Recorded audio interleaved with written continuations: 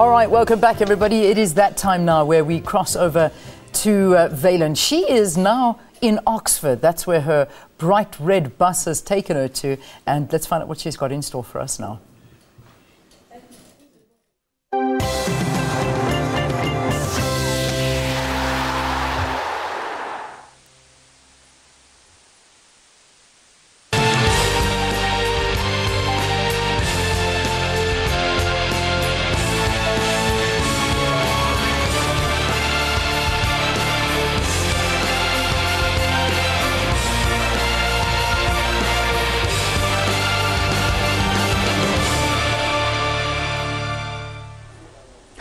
A very good morning to you and welcome to our live Rugby World Cup update. Today the ABSA Red Bus, ABSA, a member of Barclays, is in Oxford. It's the town that's most famous for its university, a university that boasts 26 British Prime Ministers, 30 international leaders and 120 Olympic medal winners.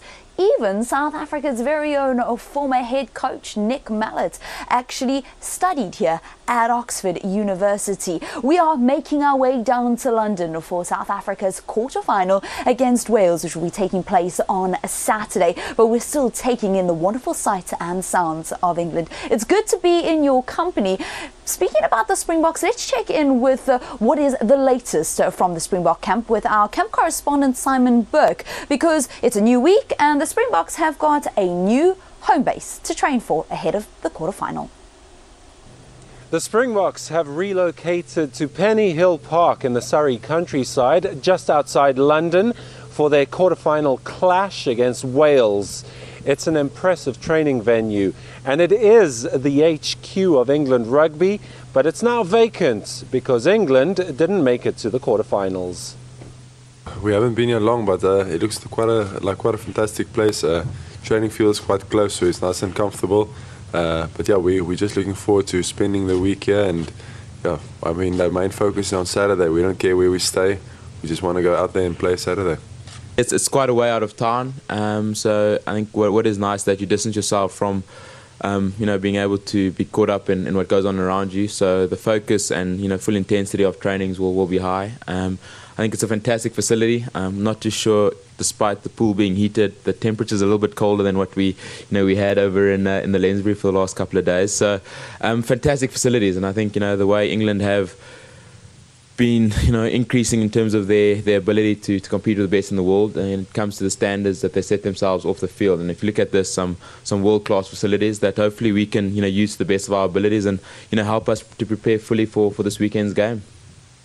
Now, the fact that it is England's HQ might be a good or a bad omen, depending on which way you view England's fortunes. However, I can tell you that there are zero distractions in Penny Hill Park, and that should suit the Boks just fine as they get their heads down and prepare for Wales. I'm Simon Burke, bringing you the latest from the Springbok camp.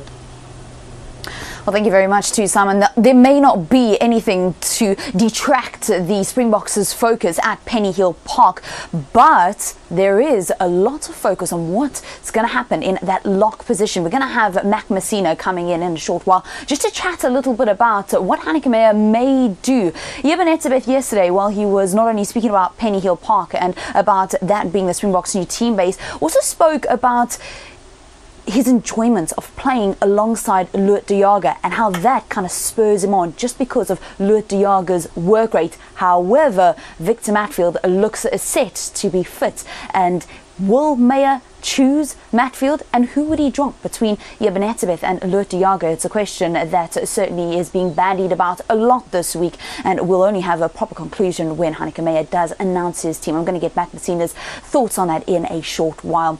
Let's get you up to speed with what else has been happening at the Rugby World Cup, as many teams are still reel after what was a thrilling end to the pool matches here at the Rugby World Cup. Ireland have called up loose forward Rhys Ruddock to their Rugby World Cup squad after Peter O'Mahony was ruled out of the tournament. O'Mahony suffered ligament damage to his knee in the victory over France in Cardiff.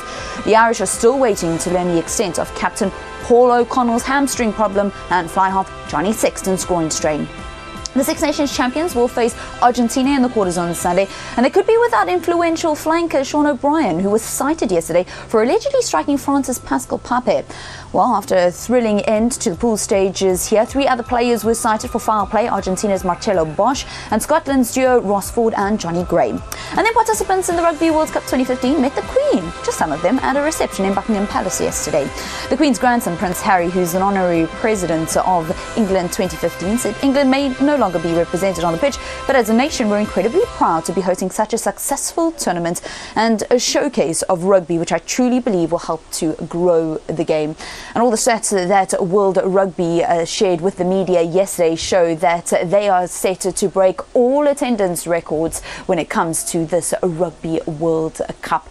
Close to 2 million people have already attended the pool matches watching Rugby World Cup action. We speak more all about the tournament live from Oxford in England. Stay with us.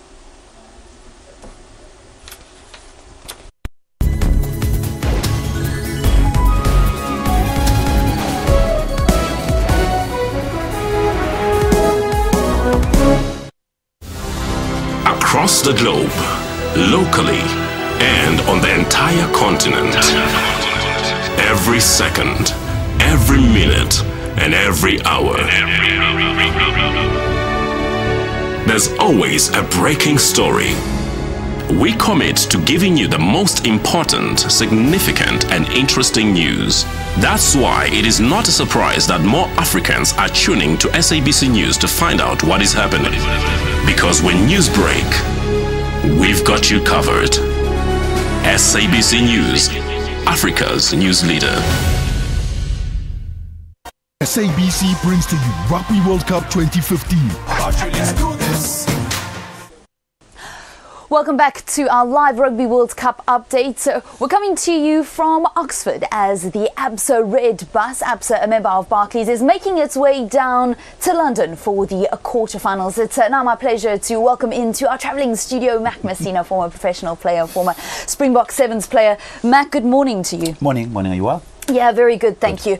The quarterfinal lineup has been confirmed. South Africa will play Wales. If you have to pick one team from what you saw in the pool stages to be your world champion at this point, who would it be? No, I think it will be silly for me not to mention the Australians. I thought they've just done so well. I think if you're looking at all the teams, the way they've done their way, just making sure that they beat all the other teams just going into this quarterfinals, Australia definitely. However, there's quite a few teams that still need just to prove themselves, which is us as a South African team. Because if you're looking at the way we've gone by, you know, there's still an element of a doubt when we're looking at us. New Zealand as well, that's going to be another team that still need to prove themselves, because I mean they've gone by beating almost everyone, but I don't think that, you know, they've had a really tough game where we can say, wow, this is New Zealand that we know. But they play France in the quarterfinals on Saturday. Oh yes, you know, just interesting stuff, because these two teams met in 2007 and the France really just beat them in Wales, and it's possible, but you know, I don't think that New Zealand will make exactly the same mistakes that they did made in 2007. And we'll of course face the winner of that quarterfinal between New Zealand and France in the semi-finals of the Rugby World Cup, if we get past the Welsh. The next thing is that team that's going to face Wales, and all the focus on the lock positions. I mean, Victor Matfield is all set to be fit for selection. What does Meyer do? Well, I think it's a big one, just considering that, you know, the two young locks have been playing very well. And personally, I really think that Meyer will definitely just pick Victor. He's been saying it for a long time ago that he's probably one of the best lock that he really wants. And Luot as well, who I really thought that he has done very well. Him and Etzebek, you know, they've just teamed that very nicely. But it's just going to be the matter of him just picking him. But I'm just afraid that we mustn't make exactly the same mistake that we made in 1999 when Nick Mellett was a coach, where he actually dropped the captain himself, Gary Teichmann, for Bobby Skinstad, and it really just backfired. So hopefully it's something that is not going to be happening this time, because I think he needs to make sure that he picks the right players for this game. A very important game indeed, you know, considering that it's a must-win game. You can't afford to make any mistakes in this one. It's quarter-final time. You snooze, you lose. That's it. It's simple. Okay, so who would you go with then? I'll go for the youngsters. They've performed very well. You know, the combination of them is very good. They haven't really just disappointed anyone when it comes to South Africa. They've done very well, the youngsters. Luot definitely will be for me, and Etzebek, which I really think that they've done superbly for the country.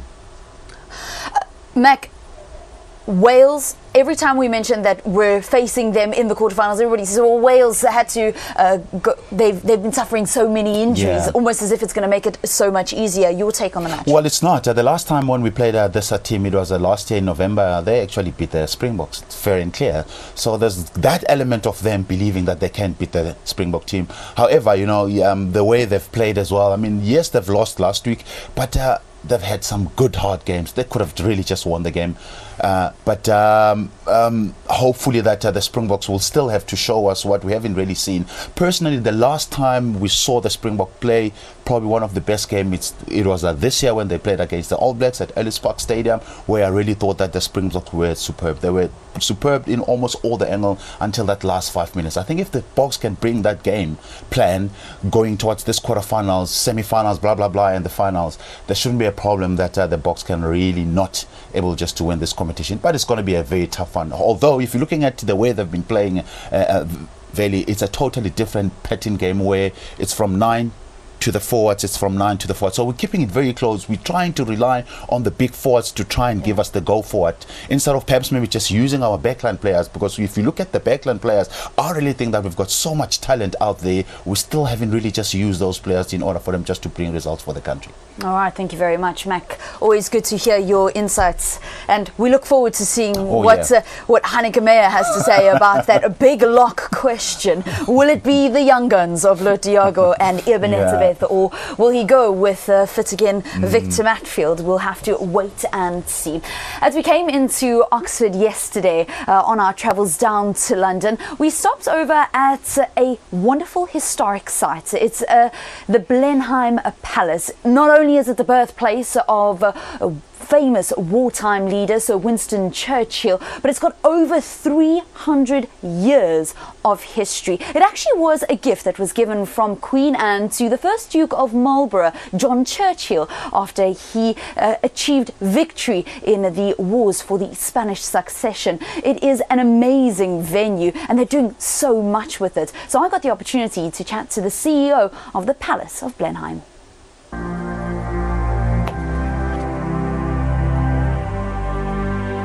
This is the home of the Duke and Duchess of Marlborough. It's the 12th Duke of Marlborough. He inherited the title last October when his father sadly passed away.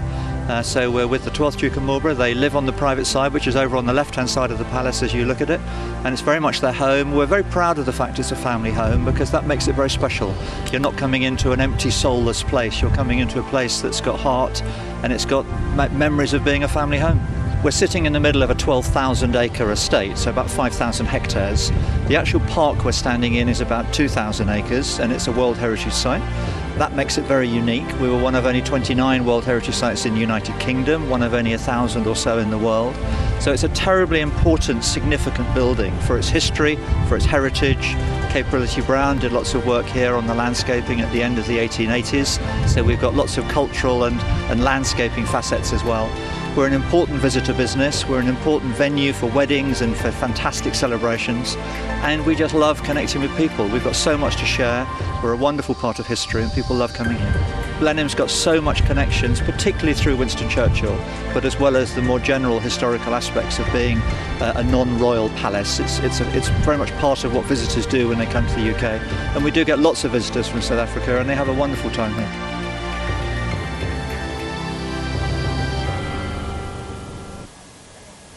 It's an absolutely magnificent venue, and really a place that you can understand why they get over 750,000 visitors per annum. So I've stepped outside in this wonderful fresh air here in Oxford, which is where our Abso Red bus has been parked. Speaking about the Blenheim Palace, it was a very interesting visit because there's a number of modern and dynamic things that are happening there. Currently, they've got an American artist exhibition that is underway at the actual palace from Lawrence Weiner, and that's just one of a number of different things that's happening at the palace. Contemporary art's a wonderful modern way to bring this place to life, being dynamic in how we use the place for events and for weddings and functions and filming. We had the new Bond film filming here. So Spectre, when that comes out in a few weeks' time, used Blenheim Palace as a venue. We were used by Tom Cruise and Mission Impossible. We're used for big film companies, and we just love all of that diversity. It makes it great fun for the staff. We're always doing something different, and it's all generating income, which keeps this great place standing. The tree that I'm actually looking at, in the direction behind you, just over the lake, was used by Harry Potter. So we were in Order of the Phoenix, so we're on the Harry Potter map. There was a wonderful film called Gulliver's Travels with Jack Black, which used us a lot, which made the palace look amazing. We were in Young Victoria with a fantastic cast, and we've been used previously for Young Winston and Hamlet and lots of other filming. So we're used a lot. We're a wonderful, wonderful backdrop for filming, and it's something we encourage because film tourism is equally as important. People like going to see where films have been made. So Bond will be good for us, Mission Impossible will be good for us. You think Sir Winston Churchill would be proud? I think he'd be intrigued, yes. I think he would love the fact we're making this great house work so well. He was passionate about Blenheim. He was born here, he got engaged here to Clementine, and he came back and was buried very nearby at Blaydon, which is just south of the park. Blenheim was very, very close to him and very much an important part of his life. He was so inspired by John Churchill, the first Duke, and the exhibition we have in the stables wing is called Churchill's Destiny, looking at how Winston was inspired by John Churchill and became a great war leader in the spirit, if you like, of the first Duke.